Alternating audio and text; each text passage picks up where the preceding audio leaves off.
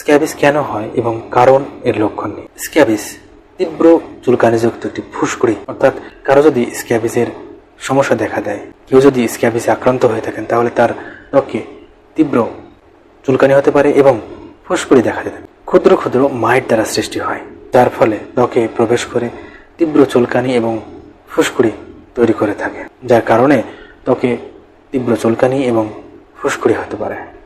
এই স্ক্যাবিস প্রায়শই সংক্রামিত ব্যক্তি থেকে ছড়িয়ে পড়তে পারে, অর্থাৎ কারো যদি এই স্ক্যাবিসের সমস্যা হয়, তার কাছ থেকে অন্য ব্যক্তি এই সমস্যা হতে পারে, অর্থাৎ স্ক্যাবিস ব্যক্তি থেকে ব্যক্তি ছড়িয়ে পড়তে পারে।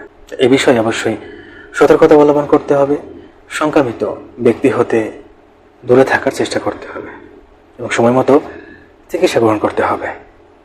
অনেকেরই স্ক্যাবিসের সমস্যা হয়ে থাকে, অনেকেই স্ক্যাবিসে আক্রান্ত হয়ে থাকে। স্ক্যাবিসে আক্রান্ত হলে সমস্ত লক্ষণগুলো দেখা দিতে পারে। তার ভিতরে বলতে গেলে ত্বকে তীব্র চুলকানি হতে পারে, বিশেষ করে রাতে এই চুলকানির মাত্রা বেড়ে যেতে পারে। ত্বকে ফুসকুড়ি দেখা যেতে পারে এবং এর ফলে ঘুমাতে অসুবিধা হতে পারে। অনেকেরই ত্বকে আঁশ বা ফোসকা তৈরি হতে পারে। অতিরিক্ত চুলকানির ফলে একটি পর্যায়ে ত্বকে ঘায়ের সৃষ্টি হতে পারে।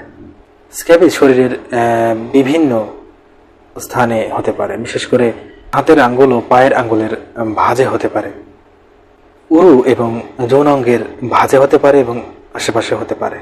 কোমরের চারপাশেও এই স্ক্যাবিস হতে পারে।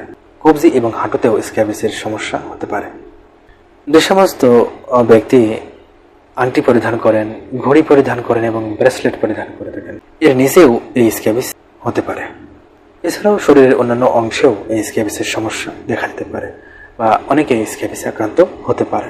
এই স্ক্যাবিস থেকে দূরে থাকতে হলে অবশ্যই স্বাস্থ্যবিধি মেনে চলতে হবে এবং স্বাস্থ্যবিধি মেনে চলার পাশাপাশি সময় মতো চিকিৎসা গ্রহণ করতে হবে এবং স্ক্যাবিসে আক্রান্ত ব্যক্তি থেকে দূরে থাকার চেষ্টা করতে হবে।